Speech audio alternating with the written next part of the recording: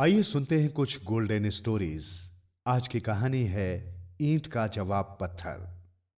वीरपुर राज्य एक सुखी संपन्न राज्य था। लोग मेहनती, बहादुर और देशभक्त थे। राजा महेंद्र सिंह स्वयं एक कुशल योद्धा थे। उनकी राजधानी एक किले की दीवार से घिरी थी। किला ऐसा जिसके चारों ओर गहरी चौड़ी खाई थी। दीवारें इतनी चिकनी कि कोई चीज उस पर ठहर न सके, फिसल कर गिर पड़े।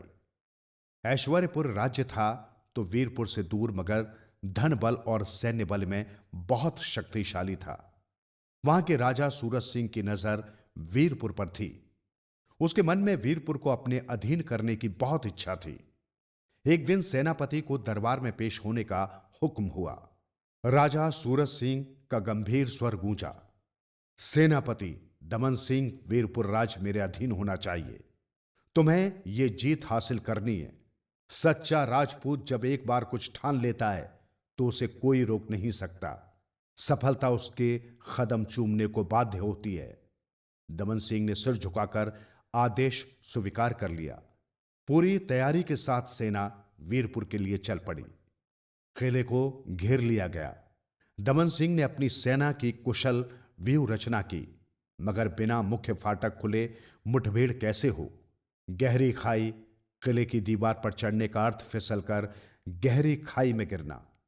2 दिन हो गए मुख्य द्वार को घेरे हुए। सेना का रसद पानी खत्म हो गया था और फिर बिना शत्रु से दो दो हाथ किए केवल शत्रु को घेरे रहने से सैनिकों में एक तरह की ऊब सी पैदा हो रही थी।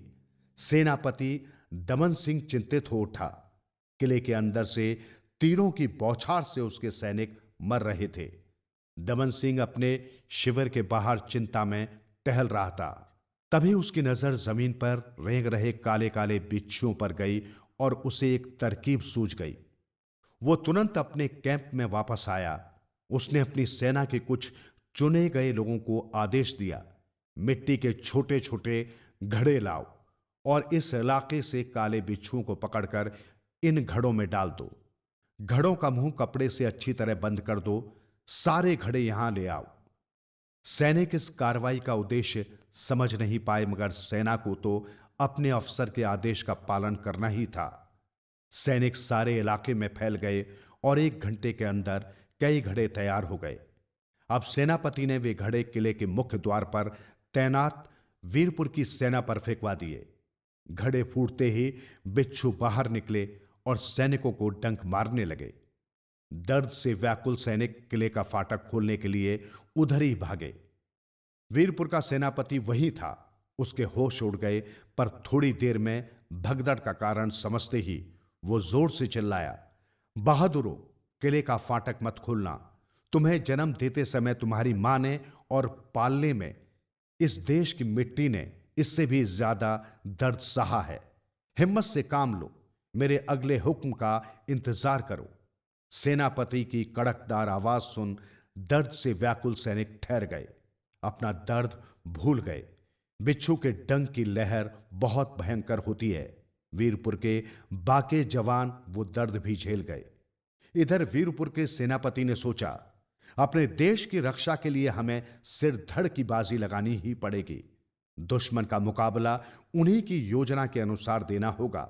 ऐसा सोचकर उसने फौज के उन जासूसों को बुलाया जो सांप पकड़ने में माहिर थे। ऐसे ही घड़ों में काले जहरीले सांप भरकर लाने का आदेश दिया। अब बारी थी ऐश्वर्यपुर की सेना में भगदड़ मचने की। सांप के काटने से तुरंत मौत हो जाती है। ठीक उसी समय 2 घटनाएं घटी। किले के बाहर खड़ी ऐश्वर्यपुर की सेना पर एक हमला पीछे से हुआ, तेज हमला, और दूसरे किले का मुख्य फाटक खुला तथा सेना का सबसे तेज मारक दस्ता बाहर आया। ऐश्वर्यपुर की सेना 3 तरफ से घिर गई।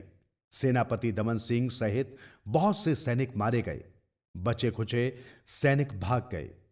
वीरपुर के दरबार में सेनापति का अभिनंदन हुआ। राजा ने पूरी सेना को भोज दिया, कई को वीरता पुरस्कार भी दिया। भोज के समय हास परिहास के बीच राजा महेंद्र सिंह ने सेनापति से पूछा, सेनापति महोदय, बिच्छू का जवाब सांप तुम्हारे दिमाग में यह विचार आया कैसे? महाराज, सीधी सी बात है, वे शेर तो हम सवा शेर, लोहे को तो लोहा ही काटता है महाराज। हंसी के ठहाकों से वातावरण गूंज उठा।